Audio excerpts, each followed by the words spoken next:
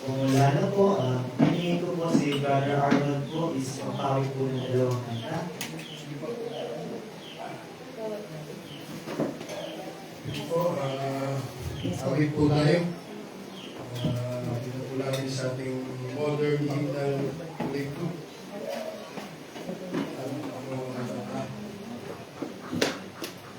Mga 5 kanta lang po ito.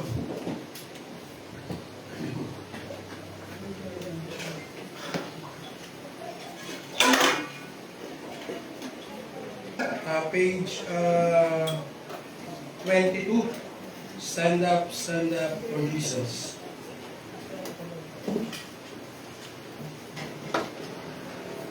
Stand up for Jesus. O sa lahat po nagbabawi pa po yung regalo ng isa.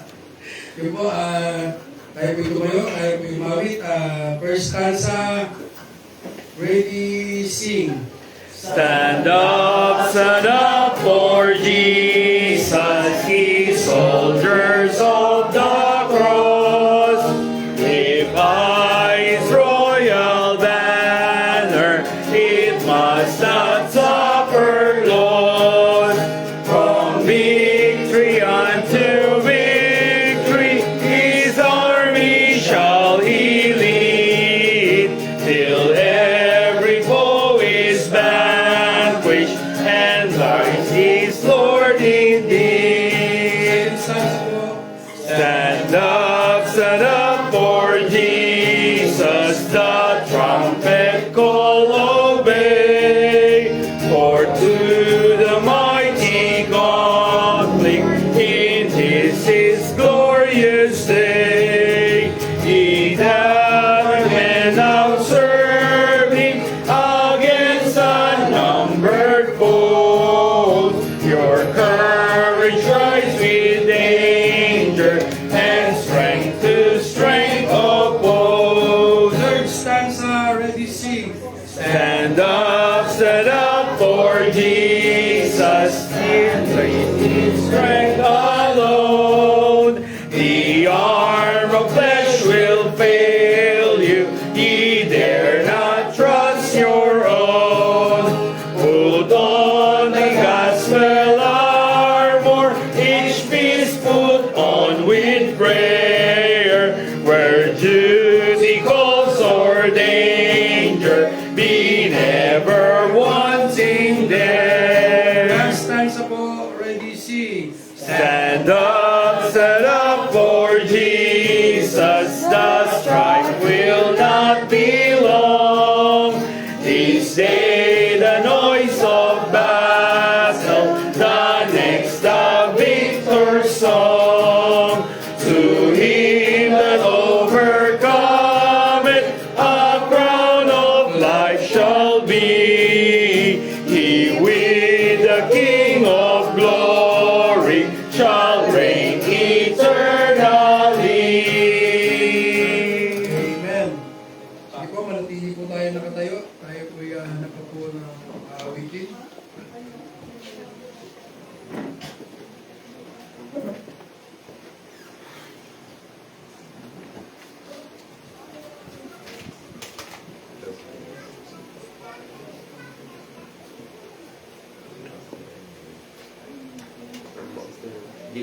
Ito po, page 349, Sweet by and by. Ayun po, welcome din po sa ating bisita. Magandang umaga po, welcome po kayo.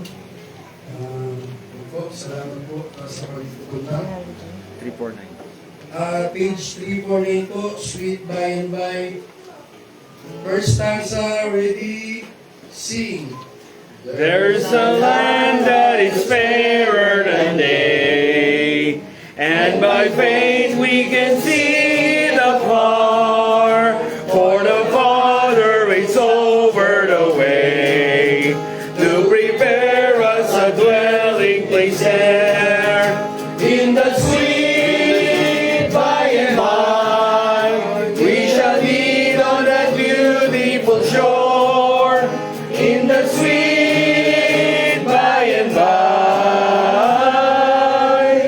we shall meet on that beautiful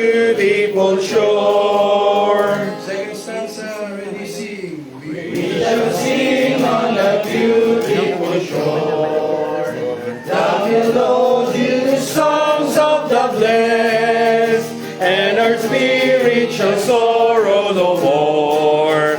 Not a sign for the blessings of rest in the sweet by and by. We shall meet on that beautiful shore in the sweet by and by.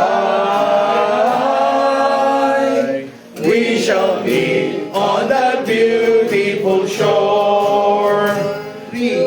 To our bountiful Father above, we still offer the tribute of praise for the glorious gift of His love and the blessings that hallow our days in the sweet by and by. We shall meet on that beautiful shore in the sweet by and by. We shall meet on that beautiful shore. Amen. Thank you po. Babalik ko na po sa moderator. Dapat ikaw. Taupo na po kayo. Pasensya na po. Pasensya na po. Amen po. Sino po yung gustong mabot sa pagpapasalamat po or song offering or testimony po, tapos mga lang po kung may gusto. Wala po na wala. Bibigay ko na po kay Pastor para po sa kanyang teaching. Okay, magandang umaga po sa ating lahat. At meron po tayong bisita, si Sister Jane. Sino po nakapag-invite sa inyo? Okay. So, ano siya bro? Mare. Mari. Dati ko siyang student sa DBBS. Ah. Ngayon, ano siya, nag-evolve na. Kumala ko na siya. Okay, happy to have you po, Sister Jane. Okay. And yung announcement po, no? So natapos na po yung Bohol Conference. Okay, so nung ano po yun, 2, 3, and 3, 4, and 5. Okay. Wednesday, Thursday, and Friday. So pwede po tayong pumunta doon kung gusto nyo next year. Okay. Kung gusto nyo talaga, I-encourage po na mag-ipon na kayo. Of course, kasi po, hindi po nila sagot yung accommodation. So, ang sagot po natin talaga is overall lahat. Okay? Yung pagkain lang ang hindi nila, ang wala tayong maaalalahanin kung gusto po natin pumunta ng Bohol. So, last time po, kung maaalala nyo po, nakabook na kami ng Bohol last year. Tama ba? Last year yun, no? Tapos, January. Monday kasi ang ano nila is Wednesday, Thursday, Friday. So, Monday, ano kaya tayo nandun? Monday. So, bumala na kami sa Bohol. Okay, so pwede naman po yung gano'n. Then, nung Saturday, nag-beach naman kami ng Bohol. Friday.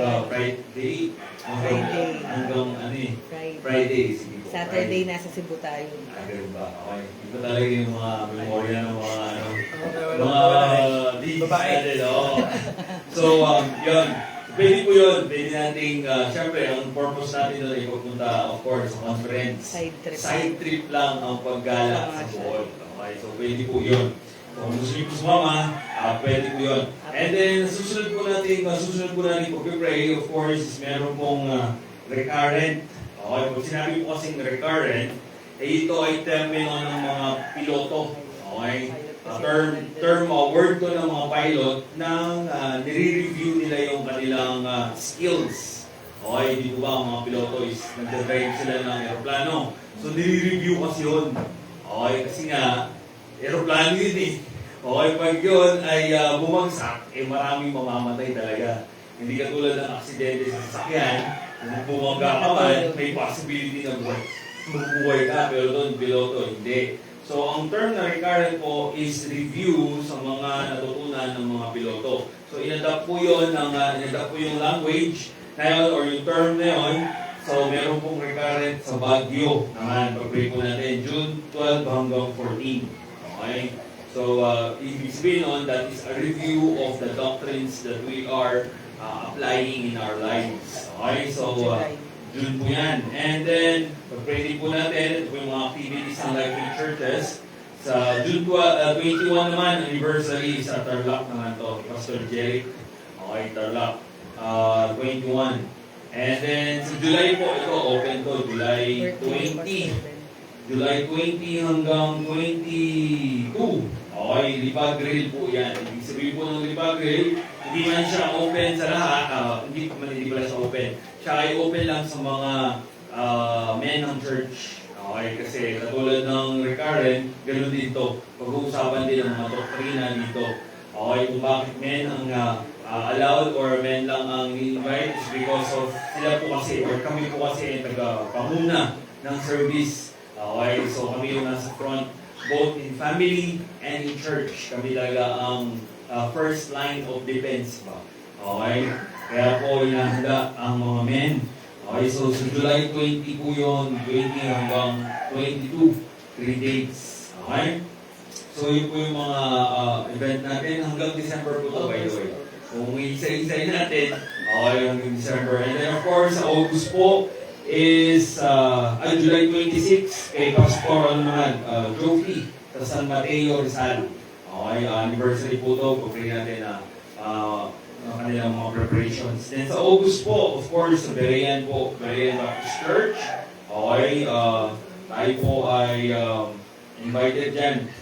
Kahit hindi pa sinasabi, invited tayo sigurado. Okay, so invited po tayo dyan. 3 days po din yun. 3 days, August, conference po to, church anniversary and conference. 21 to 23. August 21 to 23. Okay, and libre po yung accommodation doon. Wala po tayong iintindihin, magpunta lang. Pero kung gusto mo ng medyo komportableng higaan, ay meron din pong hotel doon. And Red Doors. alam niyo po yung Red Doors. Okay, Red Doors, hindi Red Horse, ha? Red Doors. Okay? Alam niyo po yun.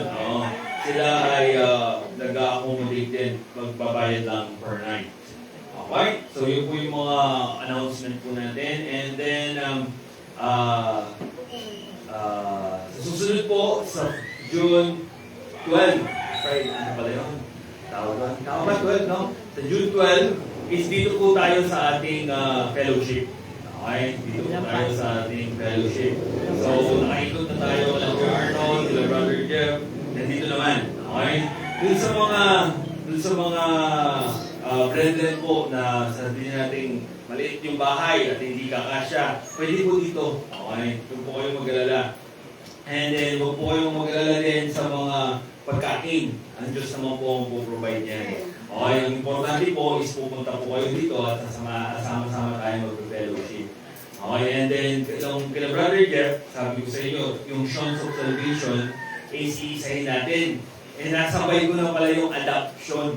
Okay, so, regeneration po ang ating na-discuss noong Friday, and adoption. Okay, magkadikit po kasi yung talaga eh. Binuhay tayo muli or pinalitan ng Panginoon ang ating generation from generation of Satan to generation of God. Okay, so kung sinabi kong generation, ay ito po ay tao na merong lahi. Okay? So, meron pong lahi, lahat po tayo ay meron po tayong lahi. Okay, at sabi ng aking tatay, Chinese daw ang lahi namin. Okay, kasi son kami, son. Pero nung nagbitawan na yung mga K-drama, okay, meron din son doon sa mga K-drama. Okay? So, ano naman yun? Korea naman. So, ano ba? Saan ba talaga ako galing, tatay? O, papa, sabi ko, Chinese o Korea? Okay, so mga ganon. So, may lahi po tayong lahat. So, ganon din po sa Biblia. Meron pong lahi ni Satanas. Okay, meron din pong lahi ng Diyos. Okay, so by the blood of our Lord Jesus Christ, okay, by the death, burial, and resurrection of our Lord Jesus Christ, tayo ay nalipat ng generation. Tayo ay nagkaroon ng adoption, okay, from the family of Satan to family of God. Okay? Through the gospel that God did on the cross of Calvary. Okay? So, hindi po ang kaligtasan po natin ay hindi nakabase sa ating kayang gawin. Okay? Hindi po nakabase sa ating performance ang ating kaligtasan.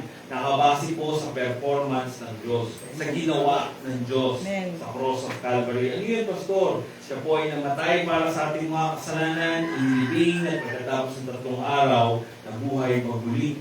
Yung ginawa po ni Kristo na yun ang nakapagliligtas. Hindi po kung ano-ano lang.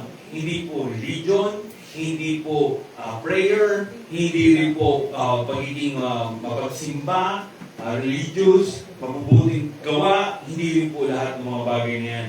Kasi malinaw sa Bible, basahin po natin, 1 Corinthians 15. Okay, 1 Corinthians 15, verse 1 to 4. Okay, 1 Corinthians 15, verse 1 to 4. So, ang sabi po dyan, andyan na po kayo?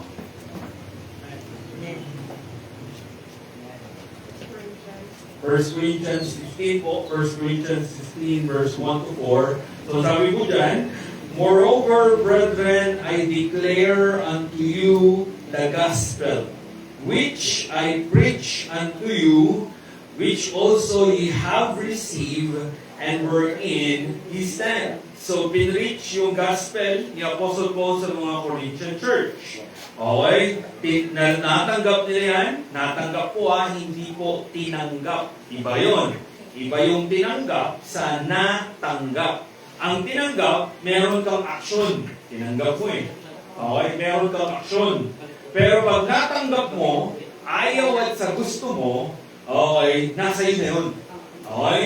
Yun yung natanggap. Okay? Kaya po iba po yung tinanggap sa natanggap. So sabi niya, malinaw ang Bible, which you also have received and wherein ye stand. Okay, so nung narinig mo yung gospel na yan, natanggap mo yung gospel na yan, tinayuan nila yung gospel na yan. Ano yung gospel na yan? Verse 2. By which also ye are saved, if ye keep in memory what I preach unto you, unless ye have believed in vain. Yung gospel na yan ay nakaliligtas. Nakapagliligtas yung gospel na yan. Kung, ang sabi ng Bible, kung ang nasa memorya mo ay yung pinreach ni Apostle Paul. Okay. Ano ba yung pinreach ni Apostle Paul sa mga Corinthian church? Verse 3. For I delivered unto you first of all that which I also received, how that Christ died for our sins according to the Scriptures, and that He was buried, and that He rose again the 3rd day according to the Scriptures. Okay? So, yung pinreach ni Apostle Paul na yan, yung death ni Jesus Christ for our sin, burial and resurrection ni Jesus Christ, yan dapat ang nasa memorya mo. Okay? Kung hindi yan ang nasa memorya mo, ayon sa binasa natin ito ayon po sa ating binasa, if hindi po yan nasa memorya mo, at sabi dyan sa verse 2, balikan natin, unless ye have believed in vain. So yung pananampalataya mo, yung paniniwala mo, ay walang kwenta. Kung hindi ang death, burial, and resurrection of our Lord Jesus Christ ang mananatili sa iyong memorya. Kasi, sinasabi natin, ligtas tayo, ligtas ka na ba? Yes! Sabi mo, talagang confident ka? Yes! So, the second question is, paano ka naligtas? Okay? Paano ka naligtas? So, kung ang memorya mo, kung chinek mo ngayon ang memorya mo, paano ako nga ba naligtas? Kasi nag-pray ako. Kasi nagpapapait ako. Kasi nagsisimba ako linggo-linggo. Kasi meron akong religion. Okay? Kung yun ang mga nasa memorya mo, okay, ibig sabihin po nun, you believe in vain. So, pasensya na, pero yung paniniwala mo, pananampalataya mo, ay nasa walang kabuluhan. Kaya nga sabi ni Apostle Paul, din sa verse na ating binasa, tayo ay naligtas the moment that we believe the gospel na pinreach ni Apostle Paul. Yung death, burial, and resurrection of our Lord Jesus Christ. Okay? Meron pong ibig sabihin yung tatlong yan. Nakita niyo po ba yung sa verse 3? Sa last part ng verse 3, according to the Scriptures. Okay? Nakabase ang death, burial, and resurrection of our Lord Jesus Christ sa Biblia. In short, ang kaligtasan ng kaluluwa ng mga tao ay nakabase sa Biblia. Nakabase sa Scriptures. Kaya kung ang kaligtasan mo ay nakabase sa tao, okay, ay hindi ka tunay na ligtas. Okay, paano nakabase, pastor, sa tao? Okay, yung gawa-gawa ng tao. Okay, yung gawa-gawa ng tao, bigyan ka ng halimbawa. Kailangan mo makumpleto yung 6 na araw, 9 na araw sa December. Okay? Oo, simbang gabi. Okay? Kailangan makumpleto para, I don't know, naririnig ko lang. Okay? Example lang po yun. Okay? Hindi ko pa na-try. Okay? So, kung yun ang, kumbaga, kung yun nakabase sa mga ganung bagay, ang iyong kaligtasan, hindi nakabase, hindi according to the Scripture, masasabi po natin hindi ka ligtas. Okay, kasi po, ang gusto ng Biblia, ang gusto ng Panginoon, ay nakabase sa Bible. Okay? Hindi po rumored lang. Okay? Isa po sa mga wala sa Biblia ay yung pagtanggap. Wala po. Okay? Ephesians chapter 1, ito po ang tunay na nasa Biblia. Okay? Ephesians chapter 1, verse 6. Okay? Kung naghahanap po tayo ng accepted or acceptance. Okay? Ito po ang maging eye-opener po sana sa atin. Mabukas po sana ang ating isipan at ang ating puso sa versikulo na to. Ephesians chapter 1, verse 6. Okay, Ephesians chapter 1, verse 6. Okay. Diyan na po. Amen. Okay, Ephesians chapter 1, verse 6. So, ang sabi po dyan, to the praise of the glory of His grace, wherein He had made us accepted in the beloved. He made us accepted in the beloved. Okay? Sino yung He na yan? Atras po tayo sa verse 5. Okay? Having predestinated us unto the adoption of children by Jesus Christ to Himself, according to the pleasure of His according to the good pleasure of His will. And sabi po dyan sa verse 6, so siguro po kilala niyo na kung sino yung He had made us accepted in the beloved. Jesus Christ po. Ang gumawa ng paraan para tayo maging katanggap-tanggap sa Panginoon. Hindi naman tayo katanggap-tanggap sa Panginoon eh. Bakit? Gusto-gusto natin ang kasalanan. Okay, pangalawa, is tayo ay marumi sa harapan ng Panginoon. Bakit? Dahil sa kasalanan na meron tayo. Minana natin yun. Ayaw sa gusto mo, meron kang kasalanan na minana galing po kay Adan. Okay? And then dahil may kasalanan ka, kinamumuhi ka ng Panginoon ang kasalanan, pinalayas ng Panginoon si Eva sa si Adan nung sila ay nagkasala. Pinatay ng Panginoon ang mga tao ng panahon ni Noah dahil sila ay makasalanan. Okay, ano ba ang mga ginawa? Then, ano ba mga example na ginawa ng Panginoon sa kasalanan? Marami. Okay? So ngayon, tayo ay hindi katanggap-tanggap sa harapan ng Panginoon.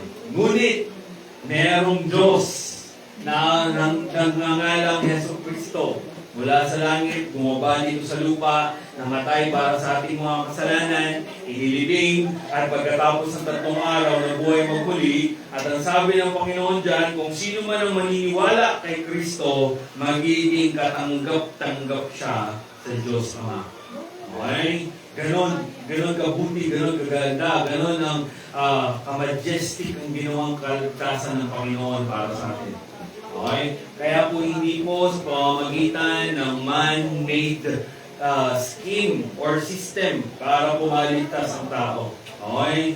Dahil lahat po ay according to the Scriptures. Kaya po hindi po tayo babase sa sinabi ni Pastor, sa sinabi ni Soul Winner, hindi tayo nakabase sa sinabi nila na, dahil nag-pray ka na, ligtas ka na. Okay, hindi po tayo ganun. Okay, nakabase po ang kaligtasan natin sa Scriptures. Okay? So, ang kaligtasan po ay ang Diyos ang may gawa, at ang response lang natin, ang lahat ng tao, ang kaya natin gawin ay magtiwala lamang doon. Okay, imagine mo, sabi ko nga, kung magpapakabait ang pagpunta ng langit or pagsimba linggo-linggo, okay, paano yung mga baldado? Paano yung nakaratay lang sa kama at sinusubuan ng kanilang mga mahal sa buhay?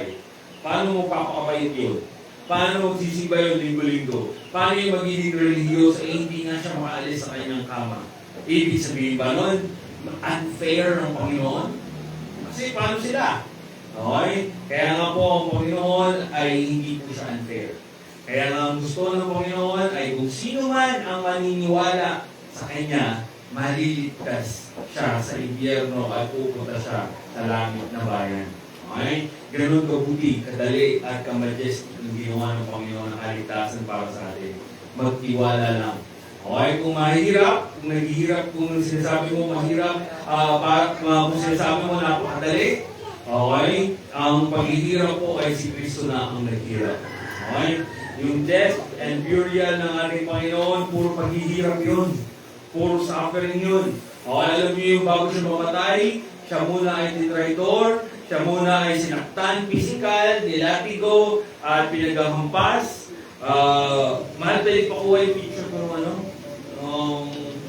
latigo na ginamit kay Jesus Christ. Nung po kasi na Wednesday, ang usapan po kasi namin, ang topic po kasi namin sa JL Ministry is si Kristo, kung paano namatay si Kristo. Yan. Okay, sabi kasi sa Ephesians chapter 15, 1 Corinthians 15, na binasa natin kanina, how that Christ died for our sins. O dapat alam po natin kung paano namatay si Kristo sa krus ng Kalbaryo. Okay? So, pinakita ko sa kanila nung Wednesday yung ginamit na pinanglatigo, or hindi pala latigo, pinang-scourge, hampas kay Kristo. Okay? Akala po natin, ay i-display ko naman ito dyan. Hindi ko pala pa akong tape eh. Hinihintay ko pa yung in-order na tape natin. Pwede doon. Okay? So, ito po ay hindi po tumahaba. Okay? Ganyan lang siguro yung kaliit. Ganyan lang kaliit. Okay? Tapos, si Kristo ay nakasabit siya sa isang poste. Okay? Nakaganon si Kristo. Tapos, hubad-hubad siya. Okay? So, sa panahon po natin ngayon, nakabrick lang si Kristo nung nilalati ko siya. Okay? So, imagine niyo po, ganyan lang kaliit. Tapos, may bakal pa sa dulo. At ang sabi doon sa nabasa ko, ang purpose nito ay pati muscle kasama. Hindi lang balat. Okay? Pati laman, pati muscle talaga.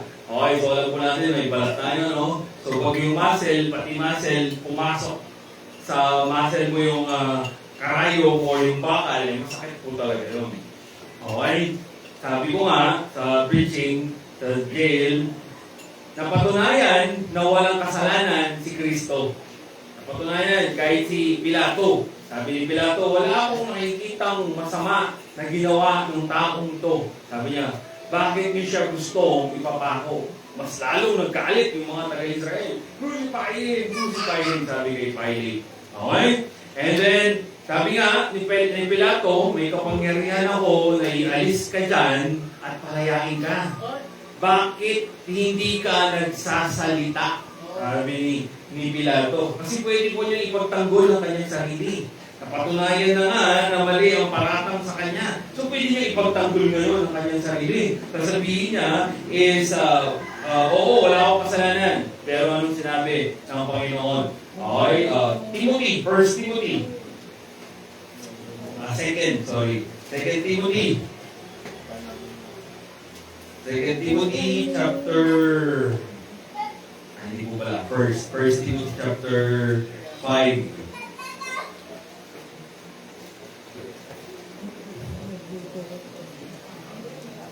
And then, mali po, 6, chapter 6. 1 Timothy chapter 6, verse 13. Okay, 1 Timothy chapter 6, verse 13. Diyan na po. Okay, sabi ko dyan, I give thee charge in the sight of God, who quickeneth all things, and before Christ Jesus, who before Pontius Pilate witnessed a good confession. Okay, ano yung good confession yan? Hindi nagsalita si Kristo. Okay? Yun ang good confession dyan. Tingnan po natin, Matthew chapter 27. Yan po yung cross-reference niyan. Okay, Matthew chapter 27.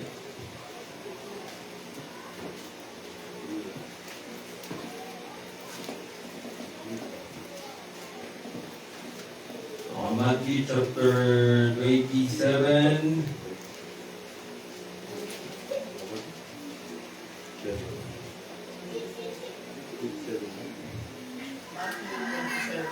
Matthew chapter 7 verse 13.